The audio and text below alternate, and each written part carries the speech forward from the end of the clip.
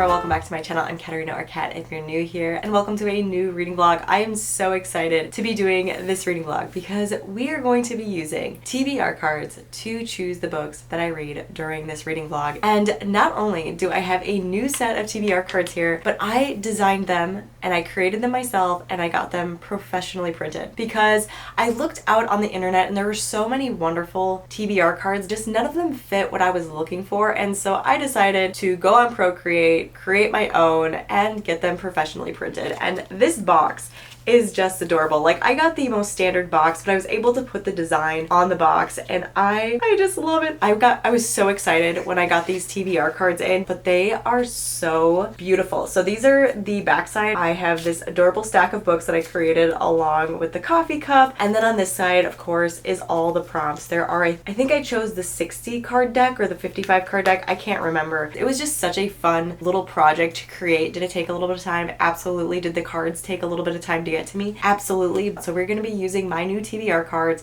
to choose the books that I read during this reading vlog. So let's get started. I'm going to do a little bit of a shuffle here. I suck at shuffling cards. Like, anytime we play a card game with my family, I am not the one that can shuffle because I suck at it so bad that any card game we play, everyone loses. Anyways, so all right, so I'm going to give you the prompt side. So, okay, so let's choose this one. So what's that one? Very exciting.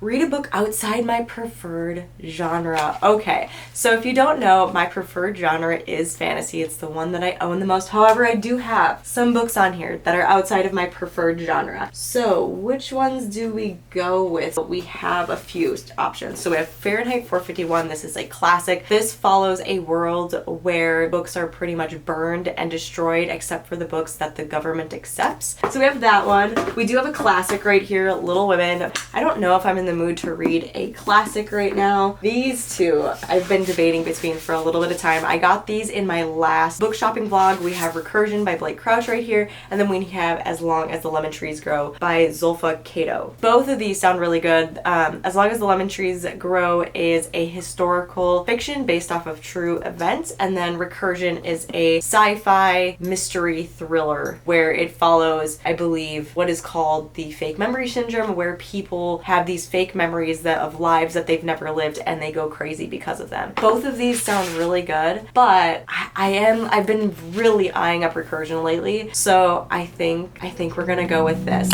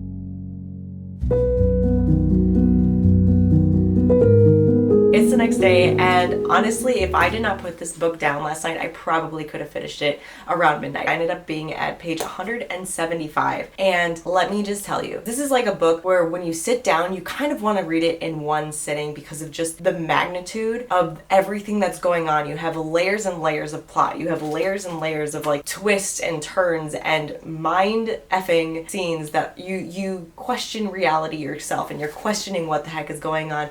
Literally 175 pages in, I'm feeling like this book is bending and twisting my mind, and I'm trying to figure out what's going on, and I think I have it down, but then something else happens, and it's just continuous changes. And I don't really want to give a lot of this book away because of the fact I feel like a lot of it's not spoiler, but yet at the same time, very little is given to you in the synopsis. I really don't know what to say that wouldn't spoil it, that wouldn't give something away that's going to lead to the ending, because honestly, I don't know where this is going. Like, I have no idea where where recursion is going because I thought I knew where it was going, and then something happened, and then something else happened, and then another thing happened, and I'm just addicted with it. It's like one of those books. This book kind of reminds me of a horror movie where the protagonist hears a sound at the end of the hallway and they know that they shouldn't go to the end of the hallway, but because they're so curious at what is at the end of the hallway, this very dark corridor, they decide to go to it. And obviously it doesn't end well for them, but it's kind of the same with recursion. Somehow Blake Crouch is able to make you feel like reality just doesn't exist.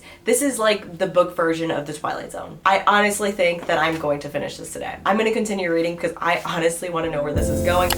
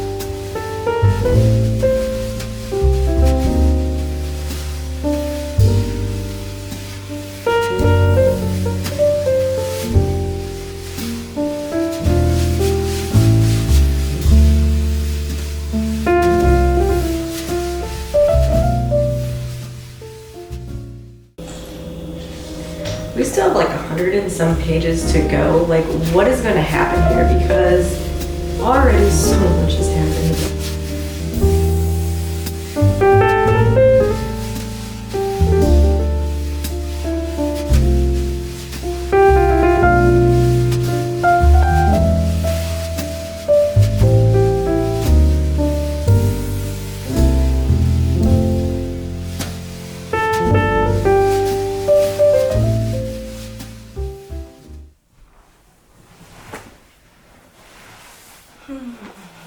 Do you know that quote by the great Dr. Malcolm himself when he says, "Your scientists were so preoccupied if they could, they didn't stop and think about if they should"? And the other really great quote by Uncle Ben himself, "With great power comes great responsibility." Those two quotes encapsulates what recursion literally is. Because this book puts you on so many roller coaster of a ride of twists and turns and ups and downs and sideways and backwards and forwards, and you think, finally, I'm off of this crazy roller coaster ride, I'm on stable land, and then Blake Crouch comes in at the end and smacks you and says, "Psych, this ride isn't done yet. But you know, this is how it's gonna end." And I'm like, my brain is so twisted that I'm still thinking about this book hours after I finished it. Even last night, after I was done with it, and I was sitting there staring off into space, thinking to myself, what the F did I just read, and how is it that I survived it? And I did give Recursion a 5-star because it deserves a 5-star. And here's the thing,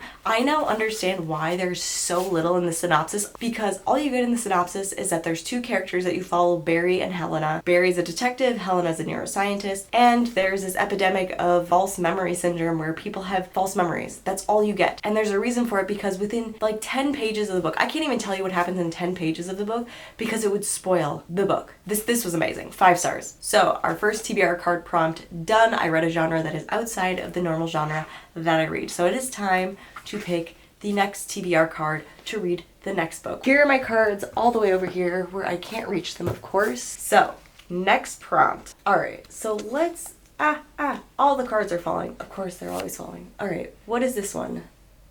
Read a book with a detailed map inside. So I know that the Hero of Ages has a map inside, but am I willing to read the Hero of Ages right now? I'm not sure, but the Hero of Ages is one. What about Jade City? I think Jade City has one. Ooh, it does have a map inside of it. Ooh, it has a few maps inside of it. That could be a contender. What about Blood over Brighthaven? It has a spellography in it. Interesting. Oh, never mind. It does have a map in it. This is on like, okay, that's a really heavy contender. I mean, every single book up here. Ooh, Oh, you have illustrations in you. Fun. Oh, you have lots of illustrations in you. So these are the two books I'm like really heavily leaning towards, The Second Death of Locke as well as Blood Over Brighthaven by M.L. Wong. I don't know. I'm really feeling, I'm feeling both of these. So to give context for both of these, this one follows our main character Gray Flynn, who's dedicated her life to her mage. Like, so pretty much there's these knights, they are a well of magic for their mages so that they're able to use them at any time to protect themselves or battles or whatnot. But what her mage does not know is that if Gray dies, all of magic dies with her. So that one sounds really interesting just because I like Lady Knights. But then there is Blood Over Brighthaven, which follows our main character Siona, who's been devoting every moment of her life to become a scholar for this, I don't know, this University of Magic. And she is given a spot in this university. Her colleagues don't want her there. And so they're going to do everything they can to sabotage her. And so instead of giving her like a really great lab assistant, they give her the janitor. But what nobody knows is that this janitor has actually traveled thousands of miles to come to the city where his family ends up dying along the way. So I don't know.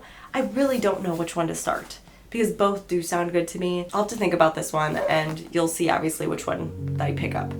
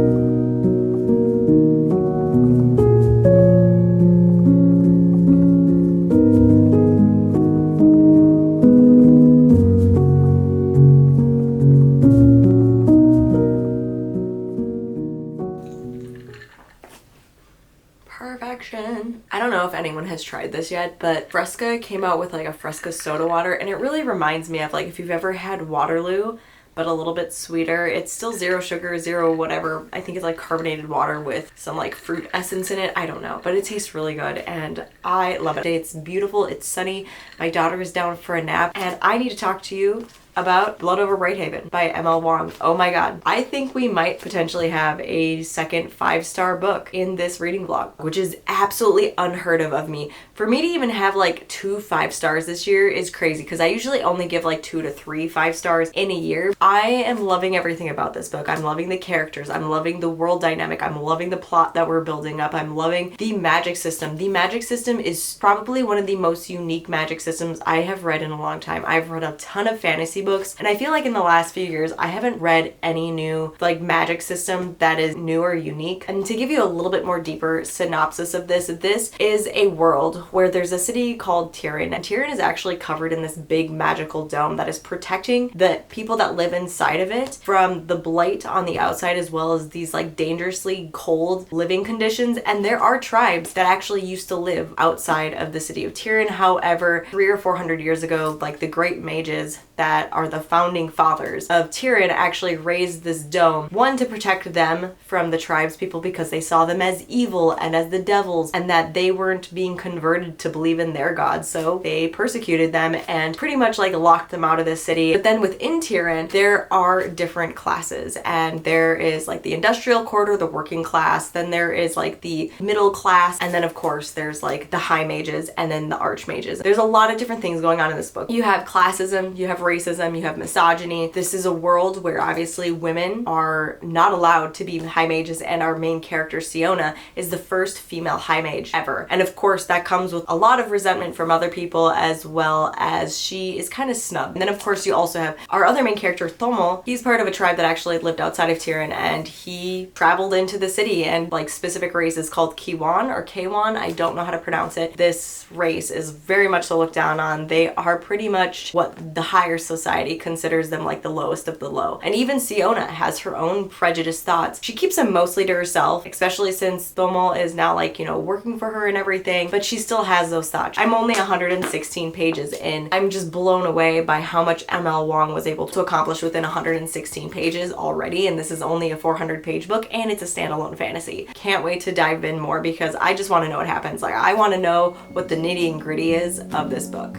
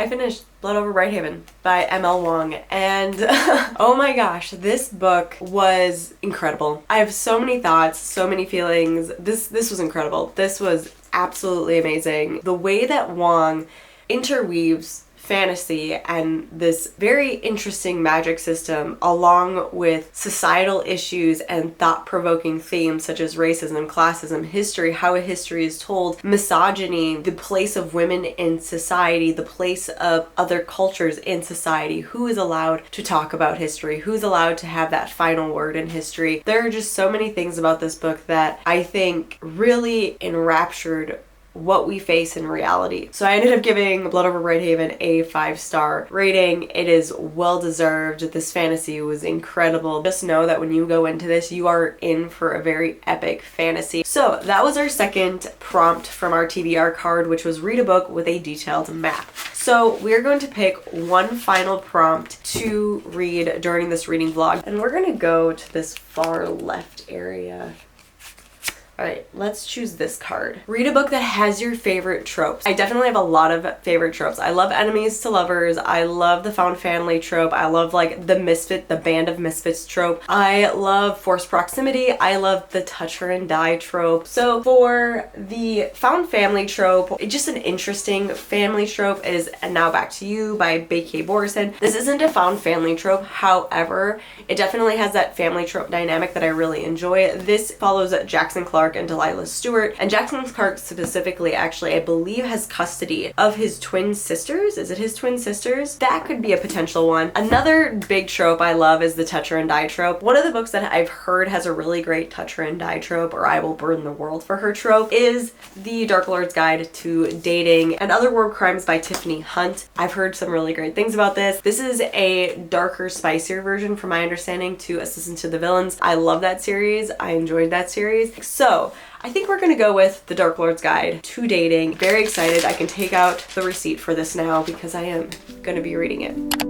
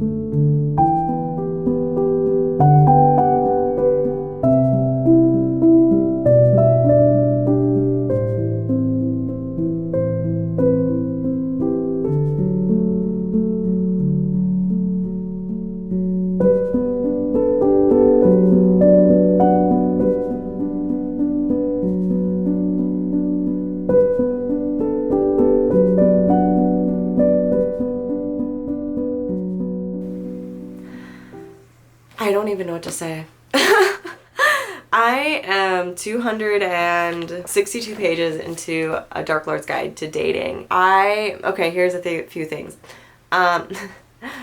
I'm hating this book. I don't ever like to use the word hate because hate is not a nice word, but my God, am I hating this book. I am to the point where I'm kind of at like this crossroads where I'm like, do I DNF it and just call it quits? Or do I like continue to see if it gets better? I feel like the author was trying to make, because it is advertised or marketed as a darker and spicier version of Assistant to the Villain. Except the problem is that it falls short on a lot of different things. I don't ever like going into a book assuming it's going to be like another book, but the problem is when you're marketing a book as another book and fail to deliver on like what makes Assistant to the Villain so great, which is the well-timed humor, the quirky characters, the interesting poke at not only like the Renaissance era with this Renaissance festival vibe, along with poking at the villain trope. This book doesn't hit on any of those marks. There are so many things that I could list in this book that are just not great. Starting off with, the humor in this is absolutely cringy. I think when the author started this book, she was trying to like encapsulate the funny quirkiness of the villain trope and all of that, but when that didn't pan out within 50 pages, she veered course and decided to make this a romantasy. But even that fell really short, because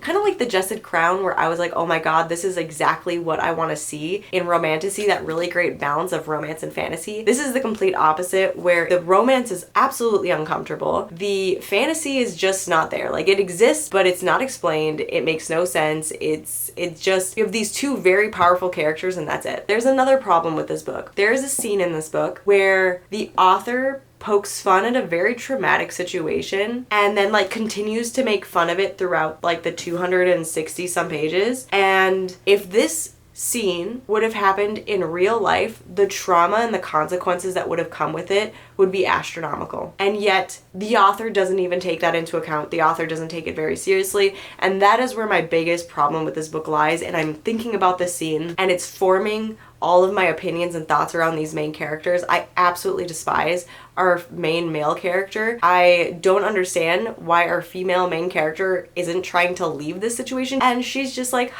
he's attractive, it's fine. And I'm like, I understand romantasy. I've read enough of them to know that there are just some things in this book that are just so uncomfortable. Yeah, I'm 260 pages in. This book has absolutely no business being 500 pages because nothing has happened. I don't know. I don't know what I'm gonna do. Maybe I'm gonna see if I can trudge through this. And if I do, I'll see you at the other end. If not, we will be wrapping up this video very shortly.